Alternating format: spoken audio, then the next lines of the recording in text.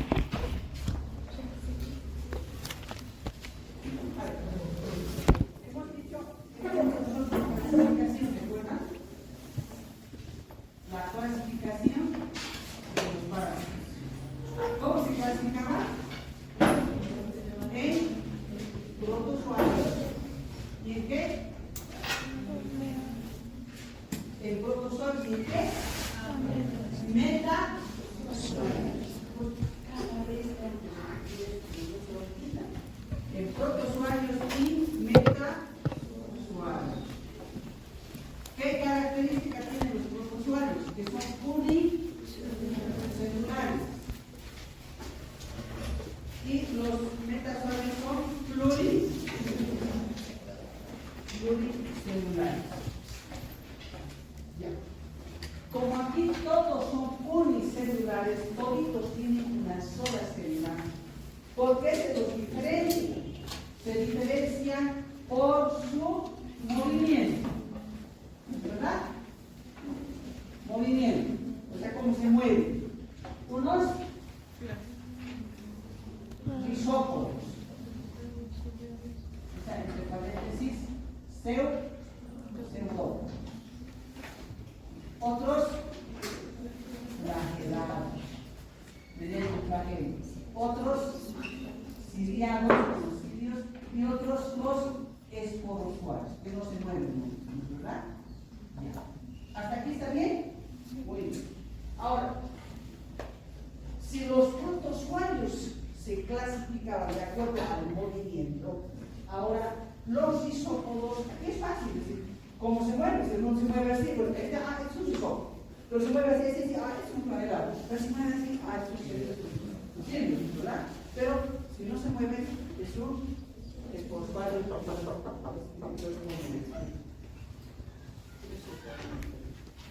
Ya, buenas tardes, doctora.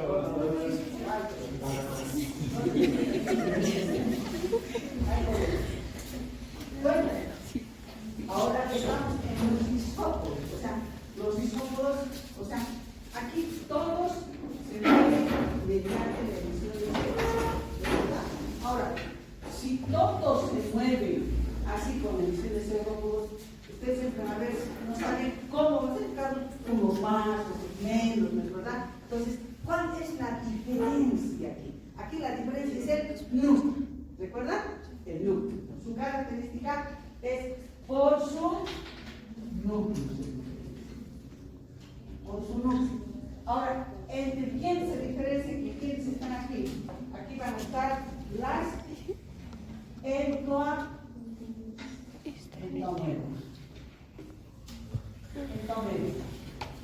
Luego las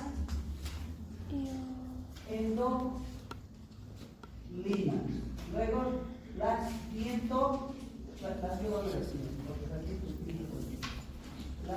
yodoamebas y las endolinas. ¿Listo? Entonces, estas son, si bien aquí se clasificamos, las diferenciamos por su movimiento, los isópodos los diferenciamos por el núcleo. Ahora, de todas estas, las entomebas son las más importantes. ¿Cuál es esta? La entomeba histolítica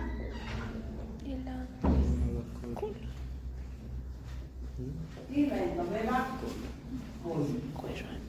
Ahora, de las dos, la más patógena, hemos dicho, es la entomeba histolítica. ¿Sí? Exacto. Fíjense que todas estas, la más patógena resulta ser la entomeba histolítica. La que nos interesa conocer a nosotros es la entomeba histolítica.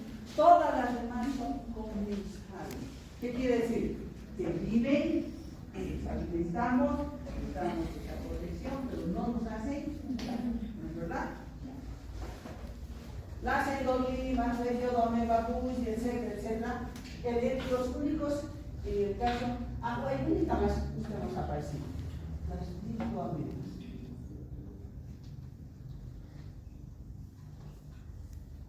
En este caso de las dicoaminas,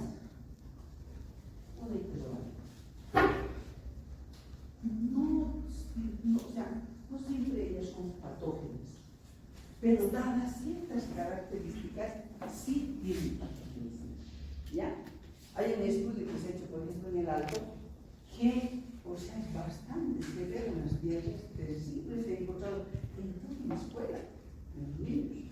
Entonces, pero no se ha encontrado en otros lugares. ¿Por qué? Bueno, hay que ver qué características, temperatura, estado nutricional, ¿verdad? Defensas que tengan, el medio en que vino, el estado cultural que vive. Entonces, factores sociales, económicos, culturales, afectan eso. Pero por eso ponen así, que las dientómeras, porque algunas dicen, oh, no, las dientómeras también están dentro de los patógenos. Pero si hacemos un examen, vemos que no nos pasa nada. O sea, no siempre ellas son patógenas. Pero de todas estas, la que nos interesaría sería la histórica. Pero ¿por qué la estudiamos junto con la coli? Porque hemos dicho que son comadres, ¿verdad? Que siempre están juntas. Y como están juntas, los confundimos. Y para no confundir, nosotros vemos su núcleo. ¿Recuerdan cómo era su núcleo? ¿Recuerdan o no recuerdan?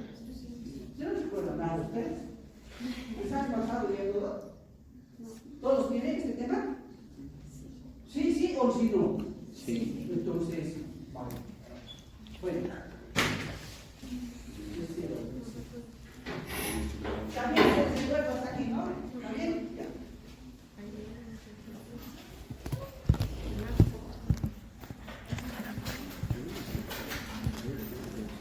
Tengo que escribir el libro porque si no escribo y lo pongo allá, igual que nada.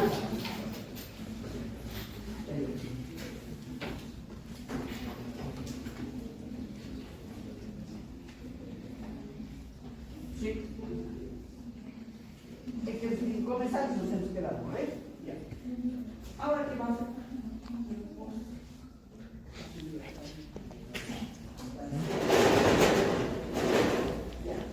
Como son comensales los niños, lo pasaremos ¿ya? Por favor. ¿Sí? Si no, no vamos a terminar. O sea, comenzar hasta llegar a la salida de vida. ¿No? A ver, comenzamos.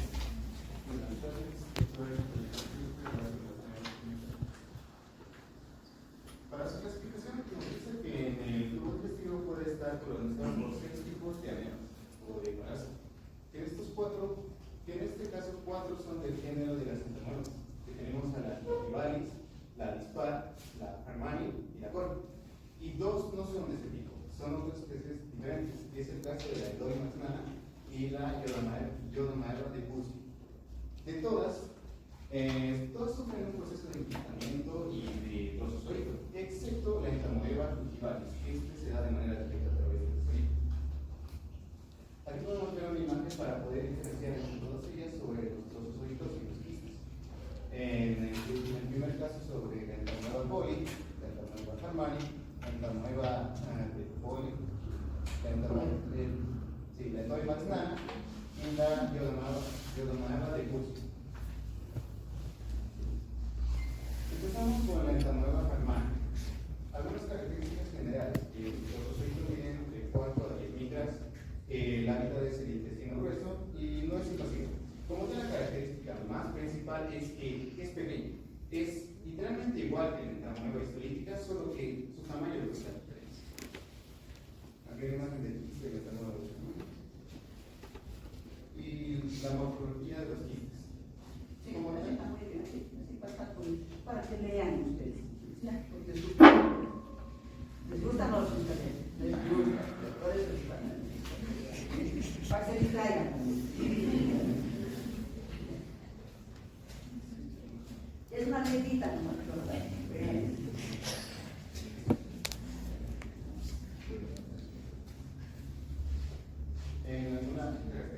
la morfología de esos quistes, que como ya dije, son exactamente igual a la entación histórica, solo la característica es que sus núcleos, las cromatías son iguales, son idénticas, pero aquí entra una discusión entre el microscopio, ya que como tal, como son pequeñitas, llegarían a ser calibrados de otra manera para que se pueda tener una exactitud en su tamaño y poder diferenciar entre la nueva histórica y la nueva característica.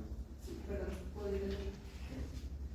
Me había olvidado comentar, hace un sistema de la diferenciación histolítica y código, ¿verdad? Pero en la histolítica también hay otras parecidas a eso, que son la dispar y la harmónica. Pero hasta no hace mucho tiempo, autores bien distintos decían no había la Harmani ni había la dispar, y decían la endomela pequeña y la máquina, o sea, la chiquita y la grande. Porque decían, porque si miraba chiquitita, que la otra tenía lo mismo, solo que era chiquita y era grande. Y no tanto, algunos autores dijeron, la chiquitita se vuelve grande, es apatógena, pero se vuelve patógena. Pero no era así. Después ya fueron investigando más y más y más, y dijeron, no, lo que pasa es que es una Hartmanni. O sea, de ahí nace la Hartmanni, que tiene las mismas características del entamel histórico. O sea, cuando veamos el microscopio, vemos una chiquitita con todo, ves un núcleo ahí con puntito, qué bonito, dice así, pero la ves chiquitita. Entonces dices una Hartmanni. Entonces, a un poco más fácil, esta es colitis dispar. ¿Sí? Entonces, esa aclaración. Ahora, los aspectos históricos eran lo que habíamos mencionado, que en aquel tiempo se podría decir o consideraba al entamelo Hartmanni como una raza distinta, pero luego ya en la actualidad se ha determinado que es muy aparte del entamelo histórico. En su epidemiología también podemos ver que esta se va a presentar en climas cálidos, templados, también en lugares donde haya una mala contaminación en las aguas, pero especialmente en la materia fecal es donde se presentan los quistes maduros. Eso sería su mecanismo de infección. También se resalta que es la tercera parasitosis que produce muertes en el mundo, solo debajo del paludismo y de la esquistomiasis. El ciclo de vida del entamelo Hartmanni, como tal, presenta el mismo ciclo de vida que la entamelo histórica, ya que otra vez sufre el proceso de enquistamiento, que es la forma infectante, va a llegar a través de la vía bucal o oral y va a atravesar el cubo gástrico del estómago, donde va a sufrir el proceso de desenquistamiento en el intestino delgado. Ya el proceso se va a liberar y se va a dirigir al intestino grueso, en donde ya se va a poder dividir por fisión binaria. Ya a nivel del colon sigmoides es donde se va a transformar el trozoide y va a salir siempre con las heces formadas del quiste. En cambio, las diarreas, que son donde se van a poder observar los trozoides, porque no les da mucho tiempo para ser registrados.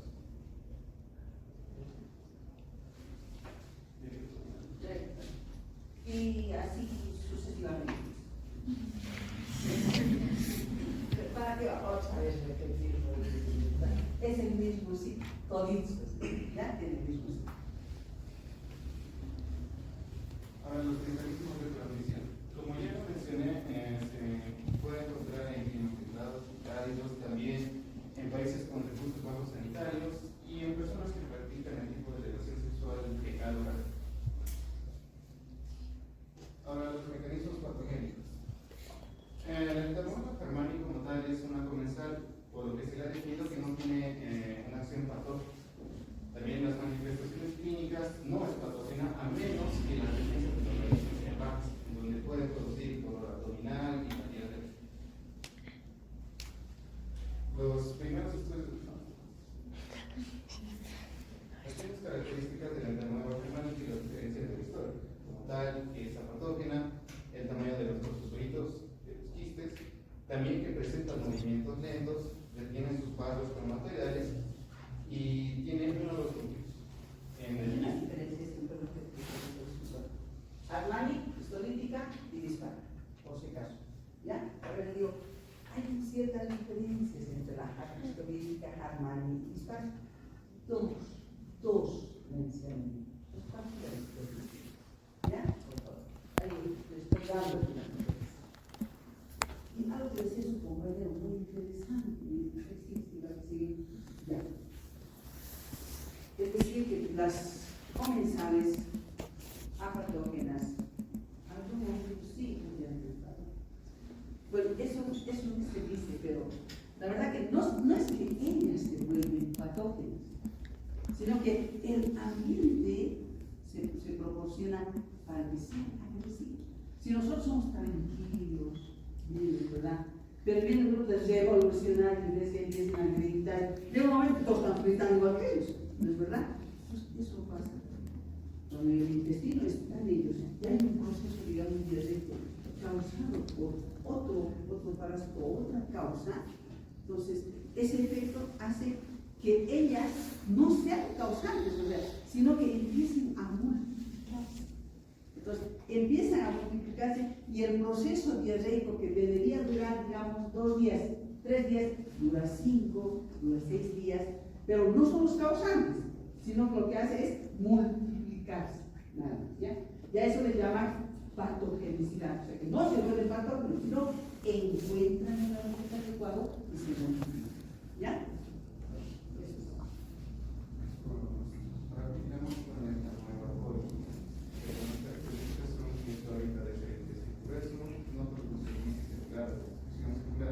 Se alimenta de bacterias, levaduras y protozoarios y generalmente está en climas tropicales. Muy bien. Decir que la diferenciación, o sea, ese dibujito en cuadrito, se hemos usado, ¿no? ¿O no se hemos usado? Sí, ¿no ves? Sí. Ahí. Ya,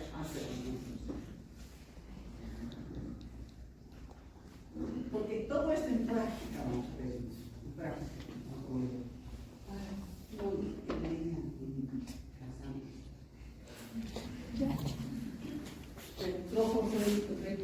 Lo mismo, ¿ven? Una leyita, pues, una leyita, ¿ya? Una leyita, pues. No hay ley, ya está.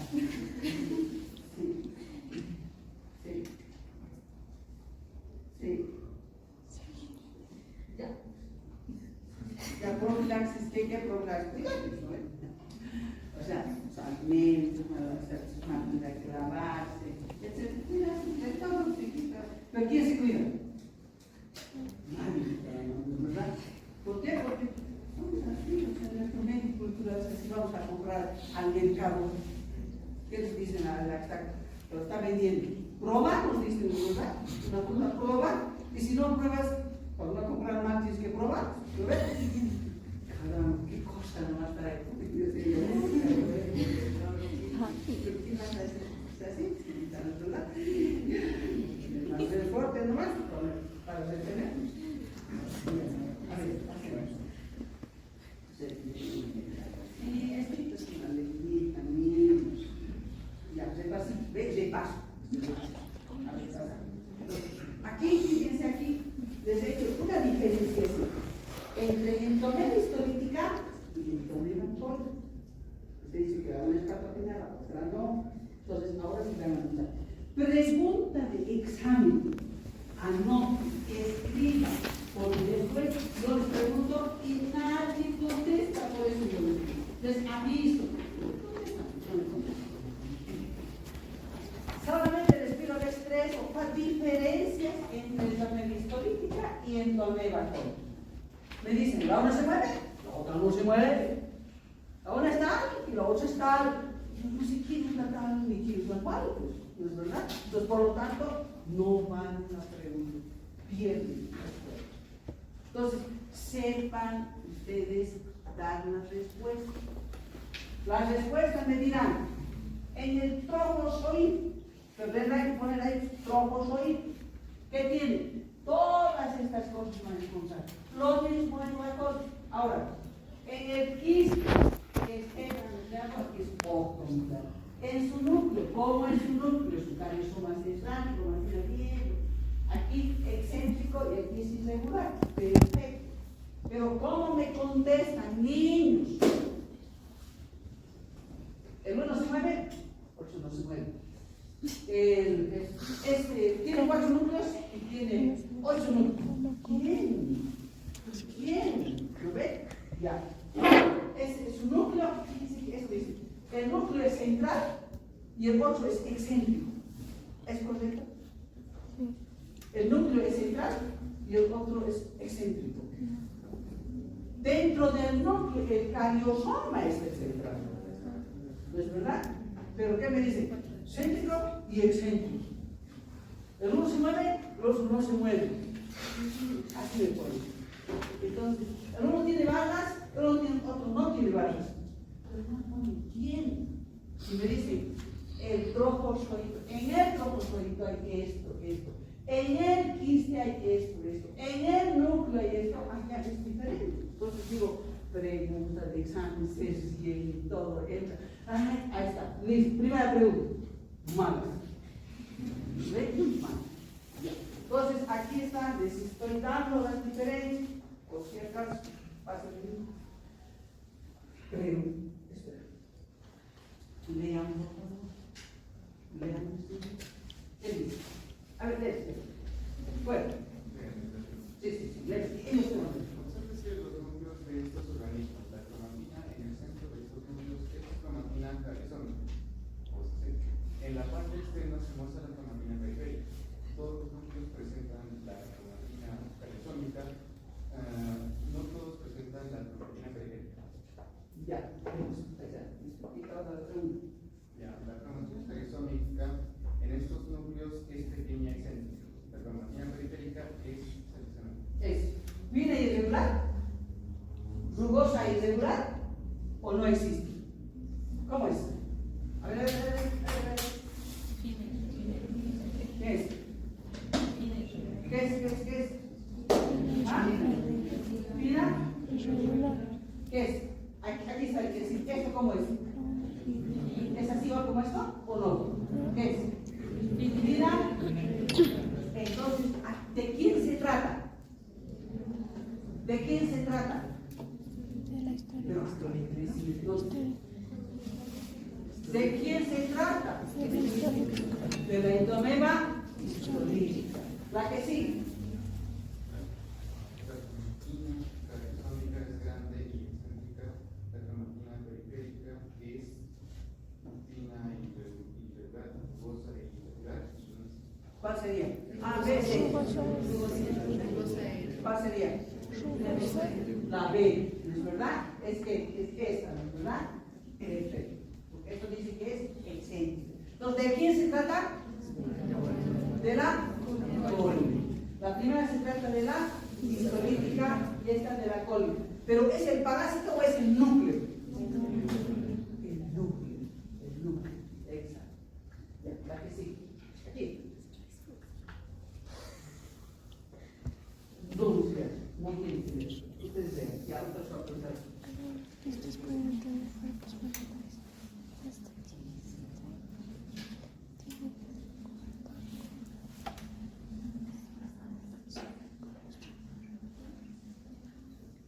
Ya. A, B, C, D o la E.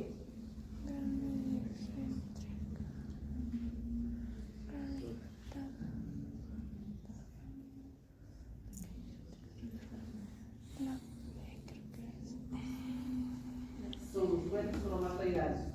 Es decir, estos cuerpos cromatográficos. ¿Cómo son?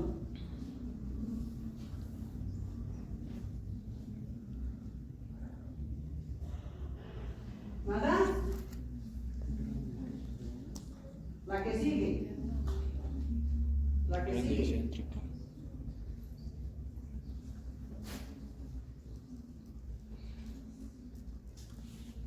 Nada.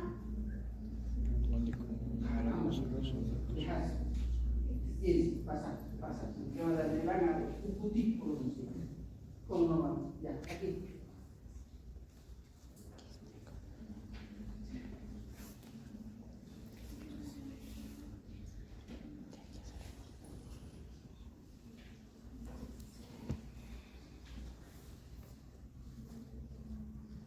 Coca-Cola de glucógeno, ¿quién se trata? Vamos a ver.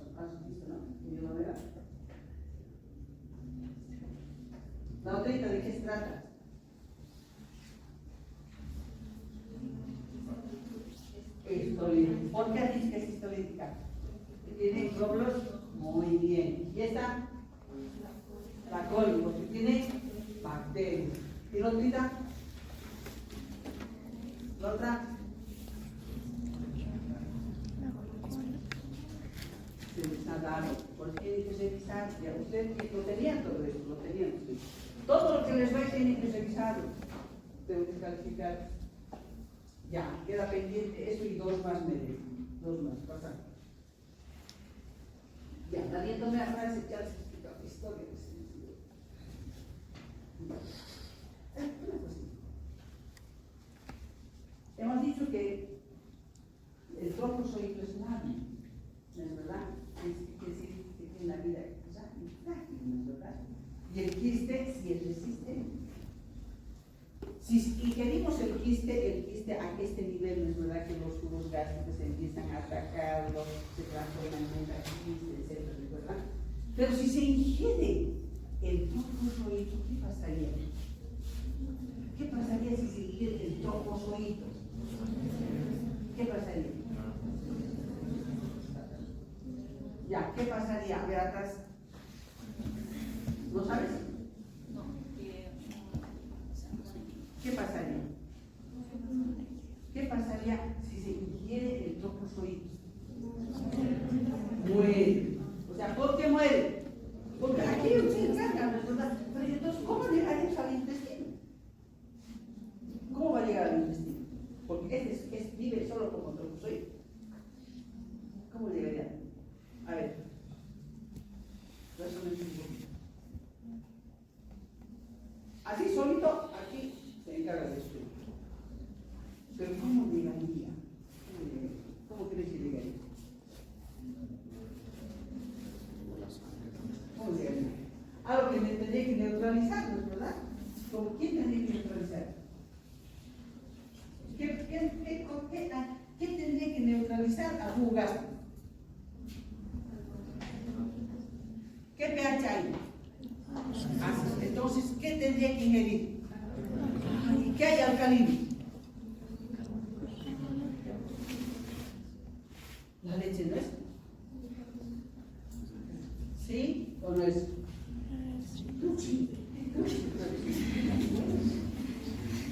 Normalmente estos parásitos pueden llegar así o también dentro de otro parásito. Interesante, ¿no? ¿Se acuerdan ustedes que les he dicho yo? Hay un hiperparasitismo, ¿verdad? Que el parásito alega a otro parásito, ¿recuerdan?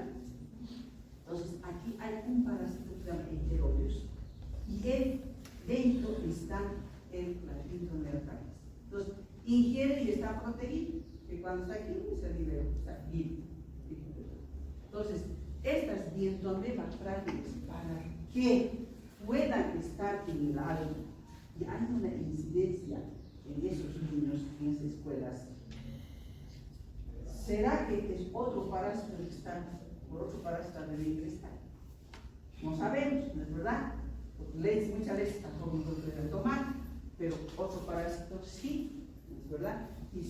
Y ese parásito lamentablemente sí es bastante alto de incidencia, bastante alto, ¿ya? Puede ser así también. Entonces, acuérdense que el trofozoito se encarga aquí de destruir. Por eso el trofozoito se dice que solamente es el agente patógeno, que hace daño. Pero el que resiste es el virus, ¿verdad? ¿Va a ser? Ya está.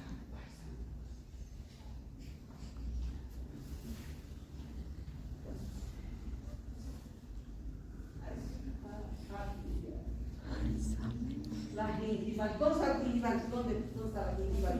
Gingival. Muy bien. Todo bien.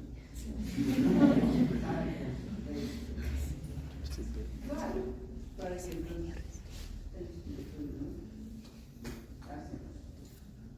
sí, porque todo eso que les pongo yo es para que ustedes tengan una lectura, algunas cosas no están los bien complicadas. Entonces pongo para que lean, porque si aquí ponemos a ver no nos va a dar tiempo. Ya. La Yodameva, está la Yodameva con sus 4 horas de incógnito,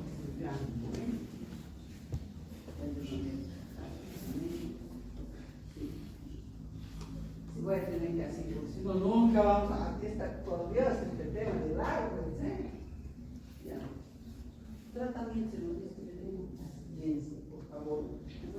Todos los tratamientos para ustedes es que usted tiene que elegir qué tratamiento dar. Yo no puedo decir, tienes que dar esto, no. Usted tiene que decir, me parece este, me parece otro, me parece también, este no, pero cada uno tiene que elegir. Pues no me paga ninguna empresa farmacéutica. Vamos con los amigos de Dios. Estas presentan manifestaciones clínicas, o sea que son patógenos. Entre ellas tenemos la Ligeria porbueri, la Fulamurgia mandrilis y la Cantonava castellana. Que también la Ligeria porbueri se considera como la encefalitis familiana primaria. La otra se considera como la encefalitis granulosa y la Cantonava castellana se considera como la queratitis ameriana. Estas son amebas facultativas, o sea que pueden vivir en una vida libre o dentro de un hospedero. En la vida libre pueden estar en el suelo, aire y agua, y en un hospedero pueden afectar directamente al cerebro, a la piel, al pulmón y a la. En la historia. No. Pero yo les haré una historia. Ya. Pero yo, cada para tiene su propia historia. Pero no me invento música, en verdad. Hace años, uno de la universidad murió. No sabemos de qué murió, pero sospechamos que podría haber sido de un parásito. ¿Por qué? Porque esos parásitos, como dice aquí, viven solo en agua, principalmente en aguas termales. Éramos bien poquitos, años antes no pasábamos, no sé, pero toda la universidad creo que ni media parte, digamos. Entonces se enfermaba al mismo, pues se enterábamos todos. Bueno, la cosa es de que sabíamos que llegó con una temperatura, dolor de cabeza, rigidez en el cuello, eso me acuerdo, ¿ya? Rigidez en el cuello y temperatura, y de pronto qué es lo que ha pasado, vamos a preguntar, a que tú vayas a preguntar, sí, se han muerto, murió. Oh, qué pena, qué ha pasado, son buenos, no es todo, se muere, se han muerto, vamos a su entierro. Y quiero comentar a la familia y decirle que, ¿dónde he ido? Como no estaba tan estudiado esto, no estaba tan estudiado todavía esta situación, son emergentes, es decir, emergentes. Fue a Santa Cruz y él ha venido así, dice, después de que se entró, o sea, seguramente, ¿qué lugar diría pues? Pero en esos estanques él se entró al agua, ¿ya? Se entró al agua. Y después de eso, dice, él se sintió mal, entonces dolor de cabeza, hasta que se trasladó. Aquí seguía con temperatura, rigidez en el cuello. Perfecto, rigidez en el cuello, es un llamado. Rigidez. Y, bueno, murió. Pero, después, pero si es esto, no sé si, pero, ¿y cómo? Podríamos haber sabido qué era si es que hubiéramos hecho nosotros, ¿qué cosa? Después que se una autopsia, ¿no es verdad? En otras partes, mis niños, es normal hacer una autopsia. Persona que se muere, lo primero que es una autopsia, ¿de qué se ha muerto? ¿No? ¿De qué se ha muerto? Se muere y no te entregan al muerto hasta que no ven qué cosa hay, porque de repente estaban curándolo de una cosa y se ha muerto de otra. Ahí justamente salen todas las investigaciones. No, en nuestro medio somos, pues, no sé, ¿cómo puedo decir? Los latinos somos muy cariñosos, muy, una cultura tan centralista, tan interna que tenemos, no queremos que nadie nos toque. Muere alguien, no muere nadie, o sea, ni te toque ni siquiera, ¿es verdad? No lo toquen a enterrarlo. Entonces, nadie supo de qué se murió, pero sospechamos que era esto. Sospechamos. Entonces, aquí hay una moraleja. Ahí. Nos gustan los baños termales, nos gustan las piscinas. Mira, las piscinas, todo el mundo le gusta, ¿no es verdad? Pero van a tener cuidado, siempre preguntar han hecho el aseo, han renovado el agua. ¿Hace cuánto que han renovado el agua? Aunque les digan coranas, pero hay que preguntar. Y si es agua termal, primero antes de meter su cabeza, pregunte. Y si mucha calor tiene, éntrense menos su cabeza, por favor. ¿Ya? Éntrense todo menos la cabeza. Hay gente que así, los chinitos saben eso, que echan menos la cabeza. ¿Ya? Entonces, ¿cómo se cuidan ellos? Que entran así, pero ponen, se han visto sus bolsitas así, menos la cabeza. Entonces ahí se pone así. Entonces, hay que tener, ¿por qué? Porque ahora se pone, ¿por dónde es? Ahora sí tenemos. Ya tenemos, pero ya lo encontramos.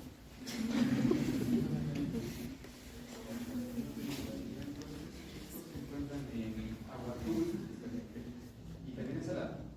En este caso también se puede encontrar en materia orgánica en su composición. Y estos no se les considera oportunistas que afectan a personas que tienen estas defectos y que también producen enfermedades y hasta a veces la muerte.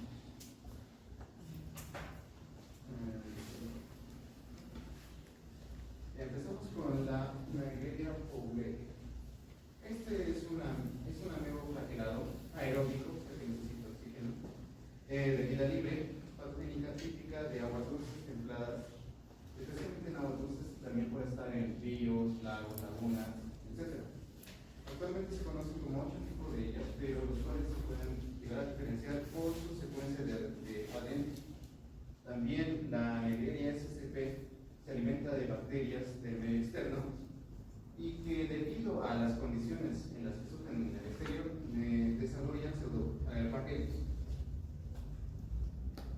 Aquí se puede ver las 3 fases de la Naegleria fouleria, que serían la fase de trozozoito, de flagelado y de piste. El trozozoito es termófilo, por lo cual puede estar en hábitats que oscilan la temperatura entre 40 y 45 grados. Y la forma flagelada tiene una formita de efecto.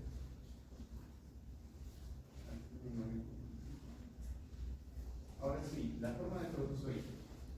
Las características morfológicas es que es un protozoito largo que tiene un tamaño entre 15 y 25 micras, tiene un ectoplasma claro y un endoplasma que tiene una gran cantidad de mitocondrias, vacuolas digestivas, un solo núcleo y también tiene un nucleolo grande y central. También esta tiene un mecanismo de evolución que es por la promitosis. En su estado flagelado pasa su forma transitoria de la Naegleria fouleria y que pueden tener de 2 a 10 flagelos. Su forma quística es la forma infectante y que va a tener una doble pared que va a ser lisa, también opercular, que va a tener poros con tapones mucosos. Es esférico, grande, presenta granulaciones y también tiene un núcleo que mide entre 8 y 12 milímetros. Aquí se presentan las 3 fases que serían la fase del protozoito, flagelo.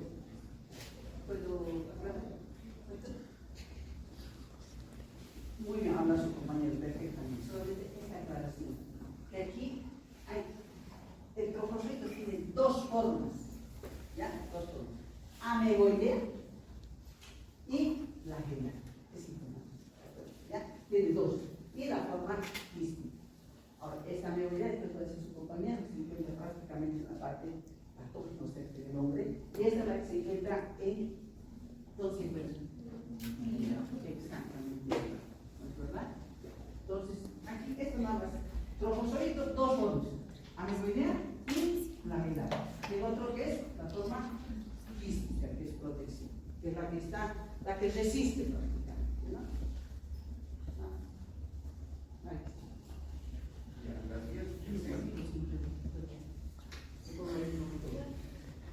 La vía de infección se da a través de la inhalación del parásito. Esta primero ingresa en los corpos nasales, va a la placa cribiforme, luego va al neuroepitelio olfatorio, luego va al espacio subaracnoideo y al parénquima cerebral. Esta parasitosis causa meningoencefalitis primaria.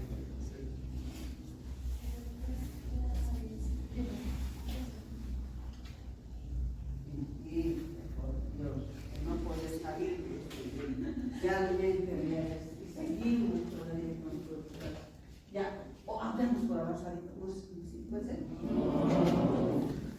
Pero rapidito que sea la próxima, por favor, ¿ya? Que sea rapidito. Si fallamos, arrancamos ya.